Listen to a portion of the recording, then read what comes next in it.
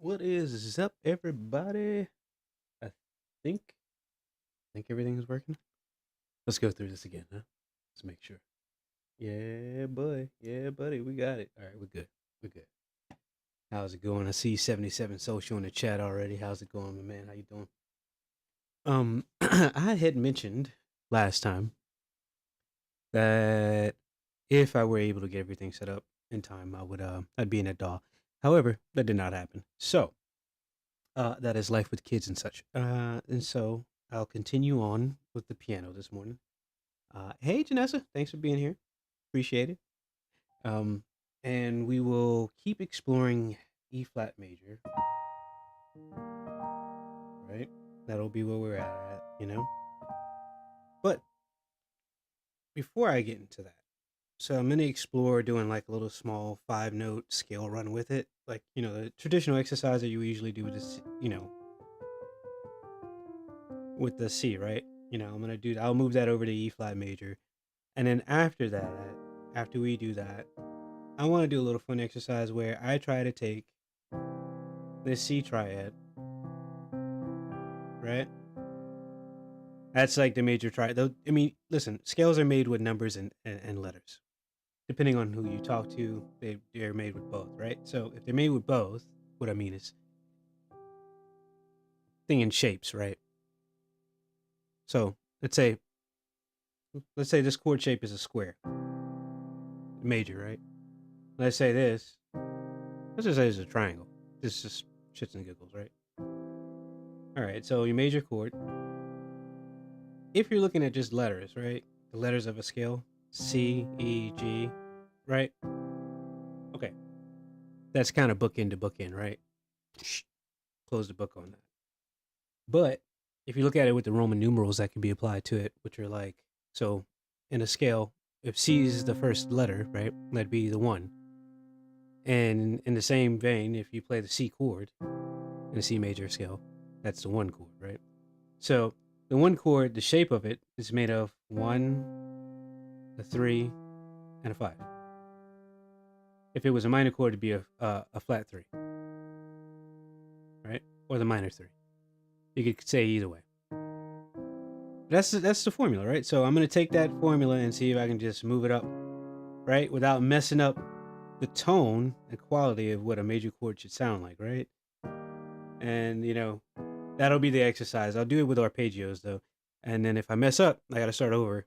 But the key or the goal would be to get from C to the next C, but do it chromatically. And I think this is a great exercise for uh, you know, getting to know the layout and not just the layout of the keyboard or the keybed, whatever you want to call it, on a piano or digital piano or a MIDI keyboard. But you kind of get used to where the shapes go, right? And because these shapes don't change if you're gonna play the piano. Guitar is a little more complex only because the tuning changes all of a sudden on one of the strings, right? That throws you off. On a piano, you don't have that. Everything is just like straight. It's just down the middle, so it doesn't really change. So if you figure out a shape and you move that shape down, that'll be the same quality of chord. It may not be the same. It may not be a chord within the key that you may be trying to play in. I'll say that. However, it's useful to know the shapes because if you know how to put a scale together, right? You know what type of chords you need.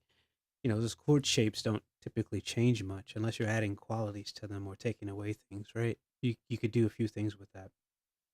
So let's do less yapping and let's get a couple rounds of this 5 note scale out of the way. I'm gonna turn my metronome on that you guys can't see. Um, with my mouse that's jumping all over the place because I'm too far away from the computer. I got my metronome set to 80 with subdivisions of 16th notes. So it's like 1 E and a 2 E and a 3 and a 4 E and a, but I'm just counting the ones. 1, 2, 3, 4. And I'm gonna do one hand at a time because I know the scale. However, I'm not used to playing the scale, so I'm trying to get my fingers used to being this far up, and with so many black notes under my fingers as well. Because these, like up here on a weighted key bed, it's like intense. You need some strength, man.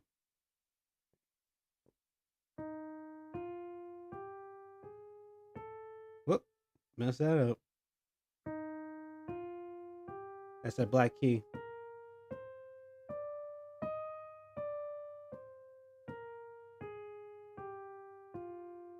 You start getting confused, man, because when you're going up and down with C all the time, you're used to that C scale.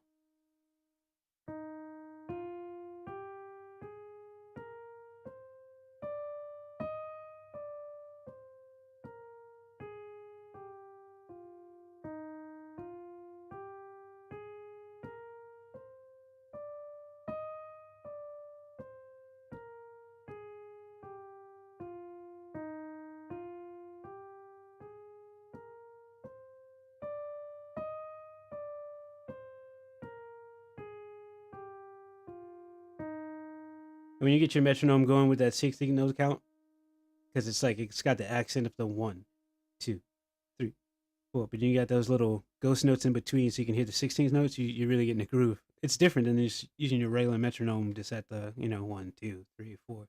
You really kind of find the pocket. Even though you guys can't hear that right now, but I can.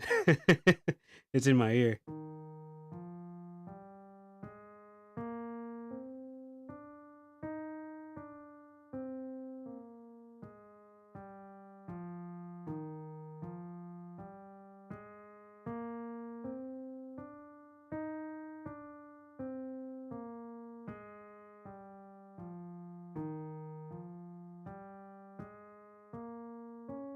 Oh.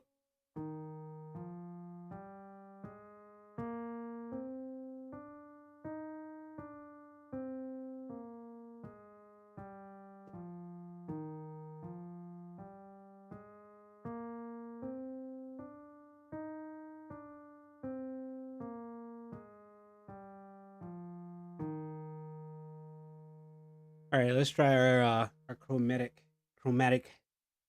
triad run and see how fast I mess up on this. Let's start with C. Also, quick tip on if you're going to stretch for your piano sessions or your production sessions, do some nice wide stretching for your chest. If you got to get a towel to like pull on while you're doing this, like really stretch out all that stuff, man. I know it sounds silly. I used to watch training videos all the time for guitar and piano, and I'd watch people stretching. I'd be like, I'm not going to do that. But honestly, it helps a lot. And if you're going to be streaming, I can't tell you just how good it's going to be for like stamina. Keep yourself strong while you're playing and relaxed and not rushing, right? You don't want to kill yourself. So, all right, let's see how far I can get up chromatically before I mess up. I'm going to start with C.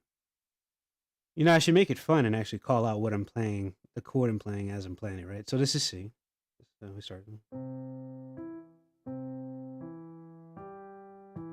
Then we're going to go up to D flat.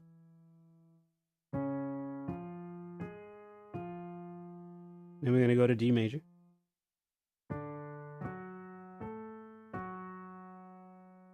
E flat major.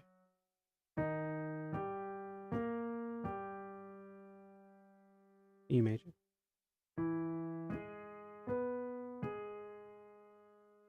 F major. You notice that the quality of the chord ain't really changing that much. It's like it's weird. Frequency is weird, You're keeping the same quality of the chord. It's just I don't know how else to say it, It's like, it like still rings true to like that same major quality, right? That was G flat major. This is G major. A flat major.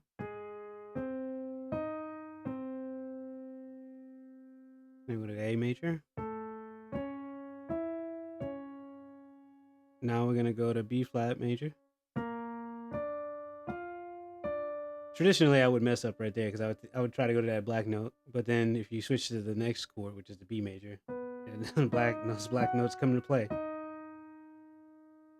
and then C back into the picture. So I didn't mess up. I got all the way up chromatically. Excuse me. Now let's start doing some melody mining. I can't wait till I get into the DAW so I can actually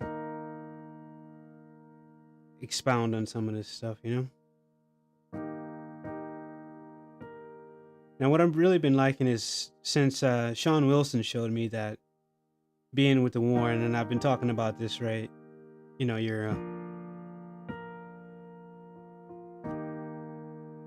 5 is right there, and then you got your 4 right there, and you got your 6 right here too.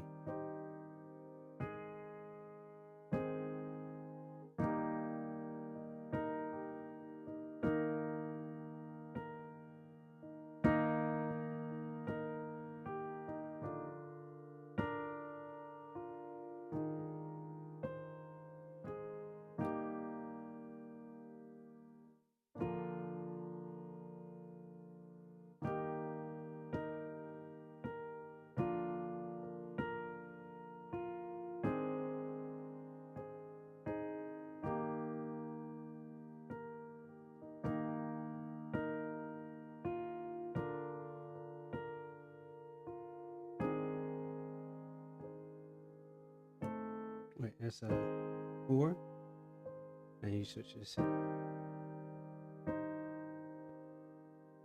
What if we go from the 6?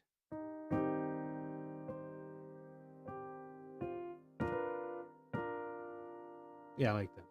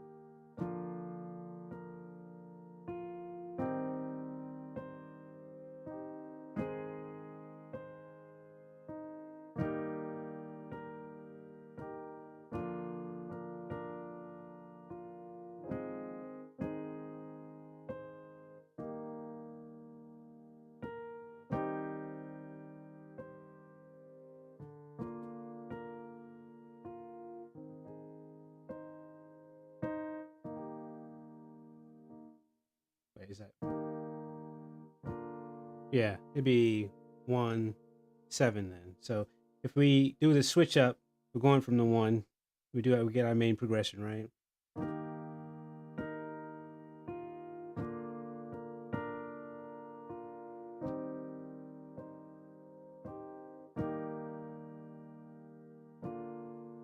No, I want to go 1, 1, 5, 4, and 1. And we go to the 6. And then the 5. And the 4. There we go. See, that's where the numbers really help. When you start learning the qualities of a chord based on the number, right? And then I'm not that great at this myself in terms of a group setting. But if I'm gonna use an example, it'd be like if you were with like a 3-piece band or something, or a 4-piece band, and you guys are just jamming, right? Somebody says, "Let's do a 2-5-1," right? That's what they're talking about. They're talking about you in the middle of a scale. You pick a scale, whatever scale you guys are playing, and typically, people probably know what their bandmates are gonna go for, right? And they're like, "We're gonna jam on a 2-5-1." So they start, that just basically means they're gonna be playing like the 2 chord of a scale, which is, so if you were in C, the 2 chord would be D minor, right? So C major to D minor. D minor would be the 2 chord. You'd be like, you got your 2, and then you got your 5. Oop. So 2.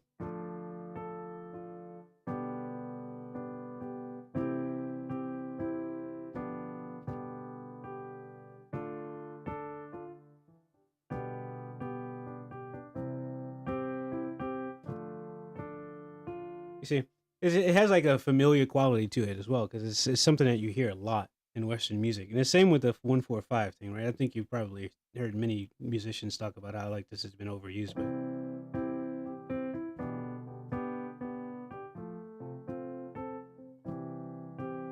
that's basically what I'm riffing on too. But it's like you can find something new within these things, especially if you're going to a new key, right? If you're going to new ground, that's like not typically been traveled by yourself, I think that that's a good place to find something fresh, right? I know that a lot of music sticks to, I know a lot of producers, right? We stick to like maybe A minor or C major, or we find, another scale later on. And there's nothing wrong with that. You can make a lot of music with those scales.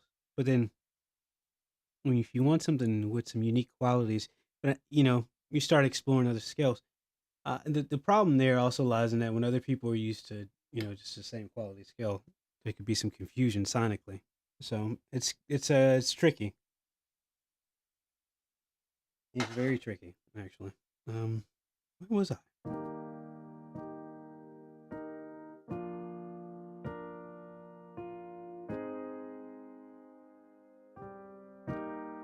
I like that. So go from the four. So you get that you get like one little tiny sliver of that six in there, and you go.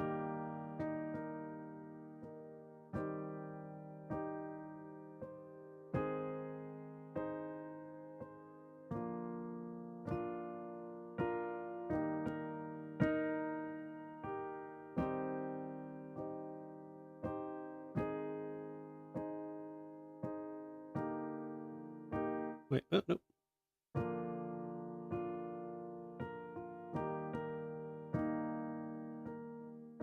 I invite anybody who is afraid to play up here in this region to like explore scales that have sharps and flats in them.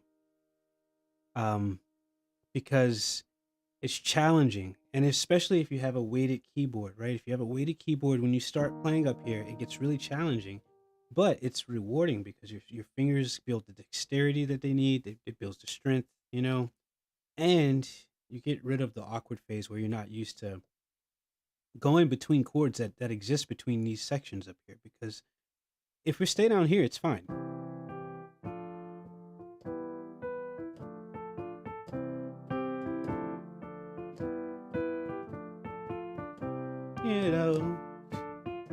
Are you in today?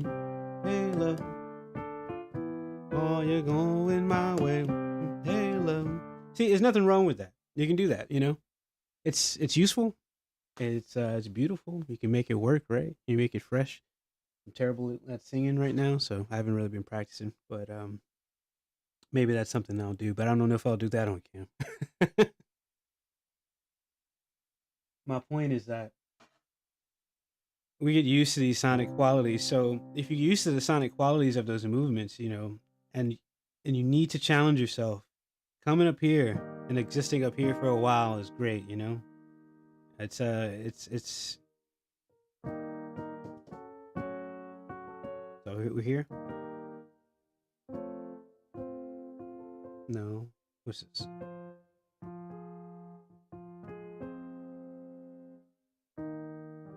So this is our three, right?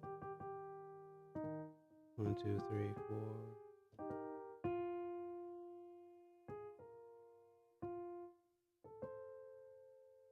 One, two, three, 4.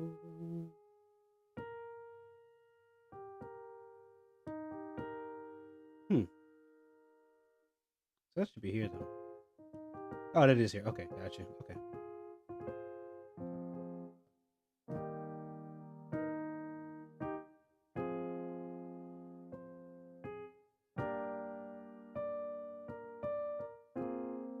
What? Nope.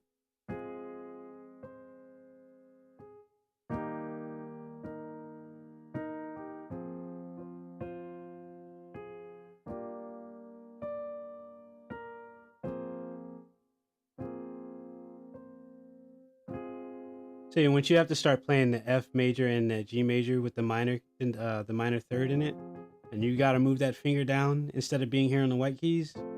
You got to move that finger down, that third finger. Well, yeah, third finger.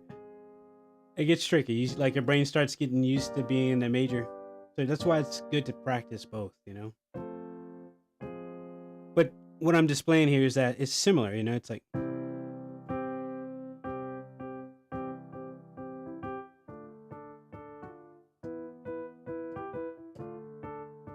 right. Okay.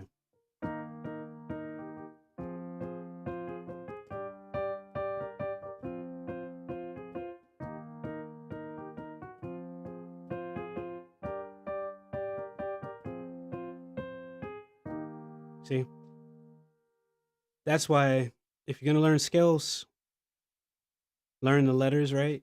You know that exercise we were talking about, how you could just you sit down and just go through all 12, right? Major scales, write them out. Sean Wilson, that's the guy's name. I didn't remember last time when I was talking about this. Sean Wilson, he gave me that exercise, writing out all 12 major scales. Do it like 10 days in a row, right?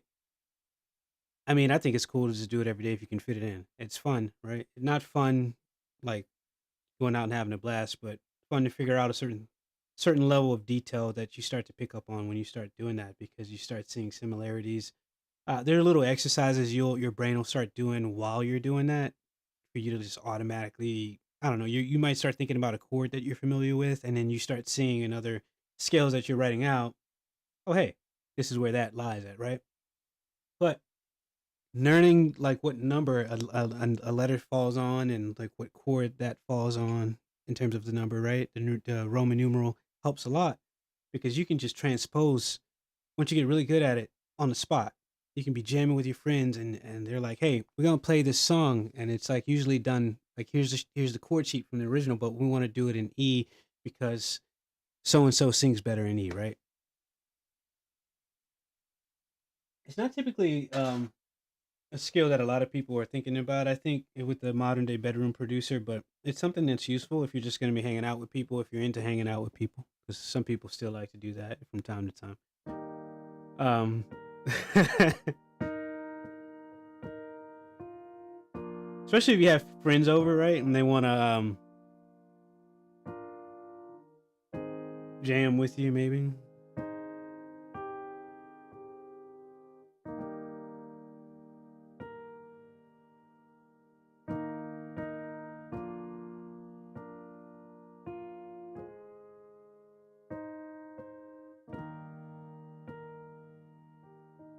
All right, so where were we? We were at one.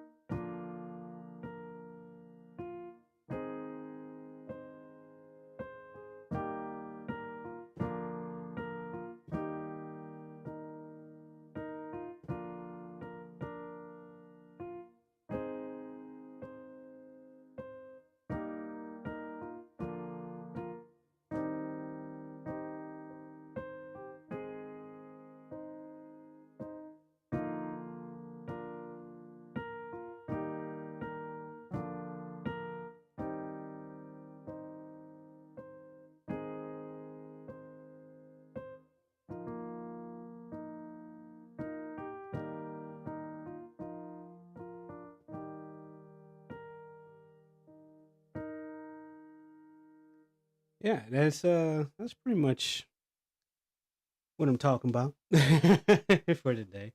I think I like messing around with this. The idea of picking a new skill maybe every week or every other week, and focusing in on what those shapes are, right? And getting used to playing that way that you're used to playing, right? In other scales.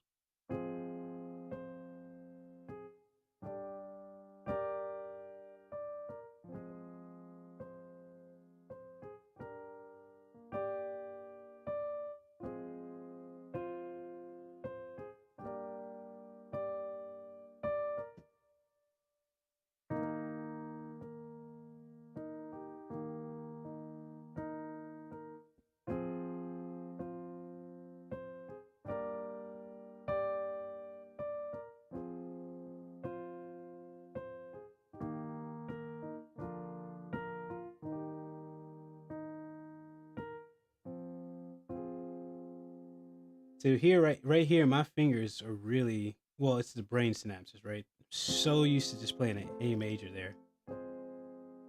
It wants me to play it, I mean, not A major, and a regular A, not an A flat for the F. This is an F minor chord.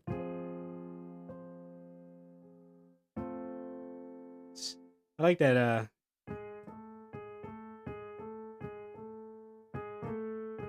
The sound of a minor second interval moving up. But what I need to get better at,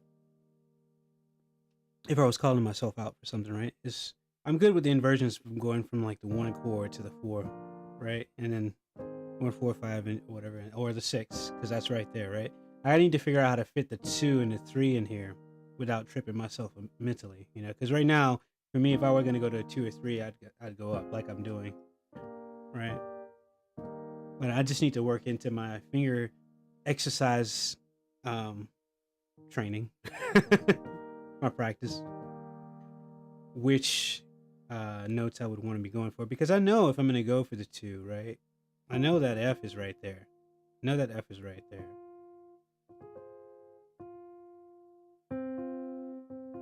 So I guess I'd be moving a whole position now. I'd be moving a whole position away because I'm here. And then this would come here. Yeah. So that would actually work for the 3 as well. So if I was here, 5, right? 2, and then right, 3, right? And then 1. Yeah, because this is G. Yeah. Yeah. So 1, 2, 3.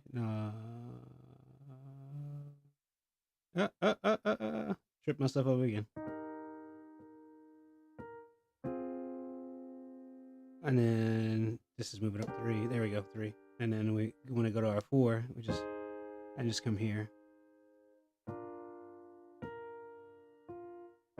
6, and then back to 1. That's basically doing the scale run within the chord shapes, without having to go all the way down the keyboard. It's just your 1 chord, 1, 3, 5, right? And if you want to go to 2, you have to do your. I think this is the second inversion shape. That's what this is for the right hand, because your F is here, your 5 is here. So yeah, so 1, 2, 3, and 1, right? But we're gonna go down the whole scale. It's like 1, 2, 3, 4, 5, 6, 1. I know I didn't put the 7 chord in there, but typically I stay away from the 7 chord unless I mean, typically I just stay away from it. I think it's an augmented chord, isn't it? Isn't it augmented or diminished? It's not. That's not the diminished chord. That's the augmented one, I think. That's that weird chord that sounds like this, right?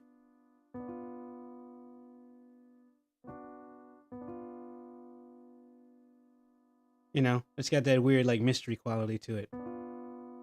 There's 2 chords in a major scale that have like a really crazy quality to them, depending on how you use the voicings, right? One of them is the 7th chord, It has that weird quality to it. And the other one is the 5 chord.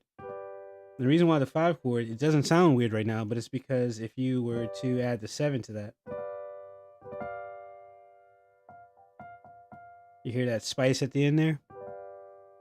Yeah, that's what that is. And it's so those 2 chords are tricky, but if you don't put the 7 within the 5, um, you know, you don't want to stay away from that. That's like the sauce for a lot of things like blues and jazz. That's a diminished 7 right there. And basically, you could do that with every chord, honestly. Like right now, the C, you got your C major 7, right? You just bring it down one, and then you're in that same realm too. But if you're gonna just do that, you can have a little fun with it.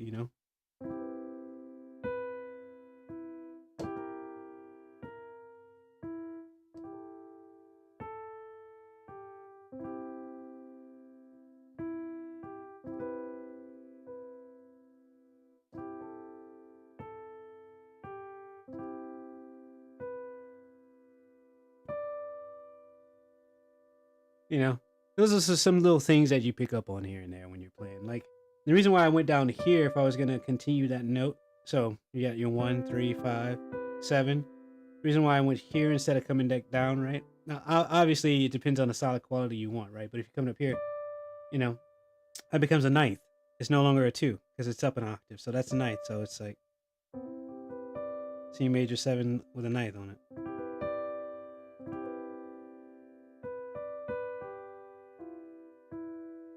And if I'm being, let me see here. What is this? Is the D here? So if you want to get really trippy, right? This is actually an E chord right here, E minor chord, right? If I add the 7th to that, there you go, E7 chord, right? But then I'm gonna play a C over here.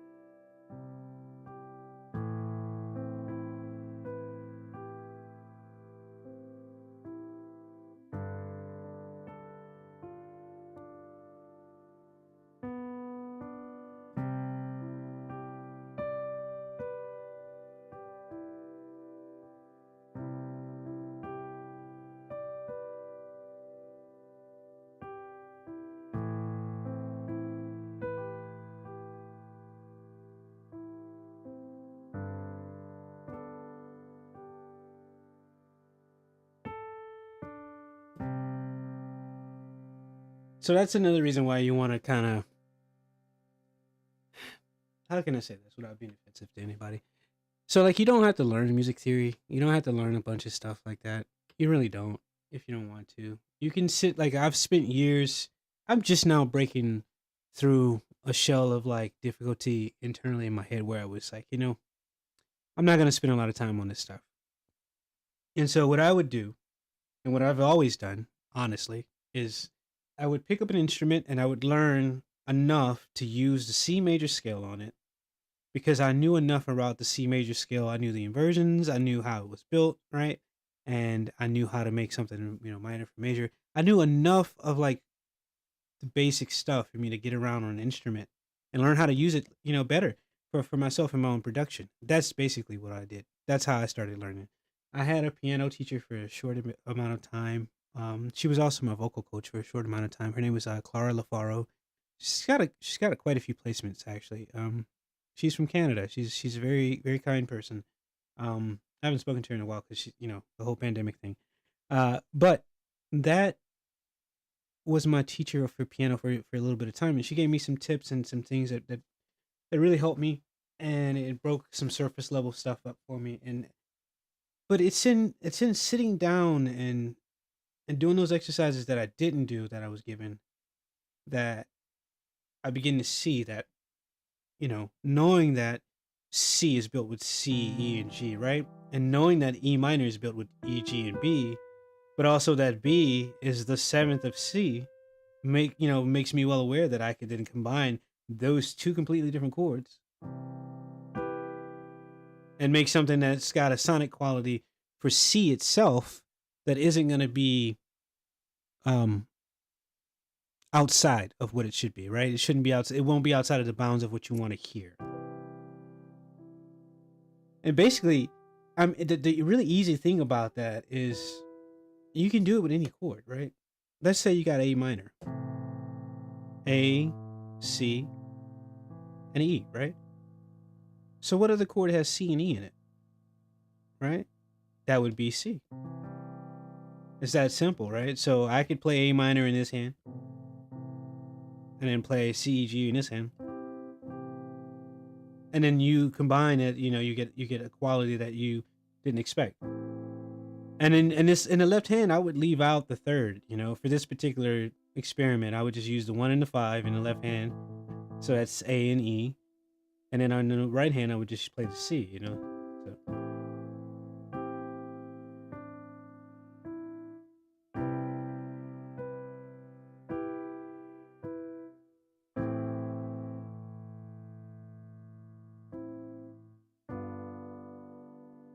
And it's the same for the G. But you realize that wild sounding chord I was talking about, it ends up being a part of the situation. If you take the F out though, it just sounds like you have like a really dissonant G chord. So I would take out the third and the bass again. There you go. Bring that F back in. And if you want to cheat a little bit, depending on where you are musically and what you're doing with it, I mean, you can just use the regular 7. You don't have to use the flat 7. You want to keep that same quality. So it's you're here.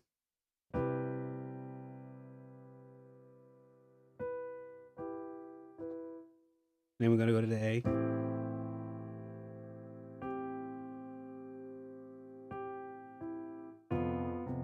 Wait.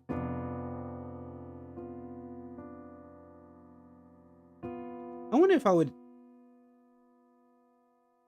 Oh, that's why that's doing it. There we go.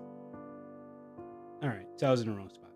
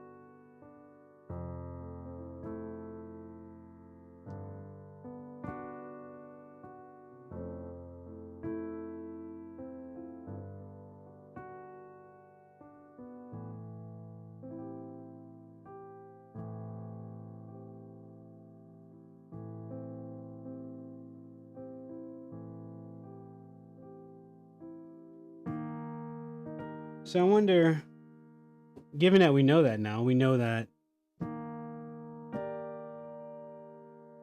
the G minor chord is going to be the chord that you would connect this E flat major with.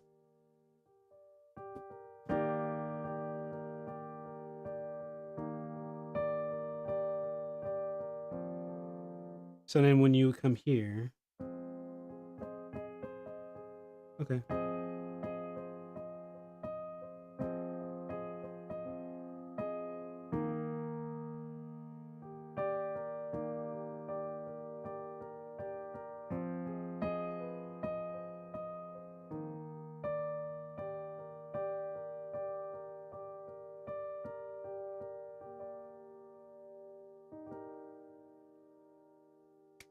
All right, guys. It was fun exploring the E flat major with you. I appreciate everybody hanging out with me. Chat was a little quiet today, but that's okay. Unless, huh? Oh man, you know what? My chat was not updating for some reason. It was not showing me everything from the chat. What is going on here? Oh man, I was missing chat in there. Okay, I gotta figure out what happened with that. I'm sorry, guys. I see you guys in the chat there on YouTube side. I was using Restream to look at my chat, and for some reason, it was not showing me everything. Huh?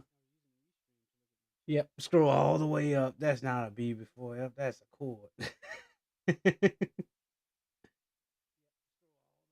Oh man, yeah. But Batissimo was going in on you guys in the chat, huh?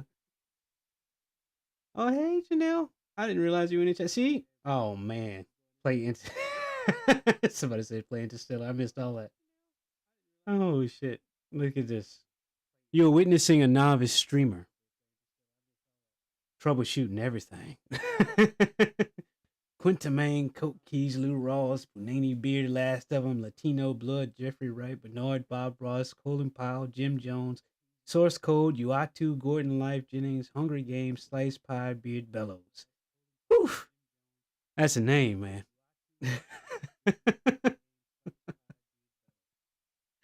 Oh, man. God dang. Oh, and then Kavai had WWE. Oh, thanks, Janesha. I appreciate it. Yeah. Yeah, you did. All right, guys, I got to get going to my other job. I appreciate you all. I'll make sure that I get all these messages in where I'm supposed to. Yeah, I know Kush did it first. I scrolled up, man. I saw it. Oh, yeah, I'll figure it out. Freaking, I had this thing working last time where I could see everything from the Restream app. Like I saw both the chats, but for some reason, I got to see what happened this time. All right, y'all have a good one, all right? I'll catch you around. We can leave you with the end screen. Enjoy the jams, huh? Y'all have a good Thursday.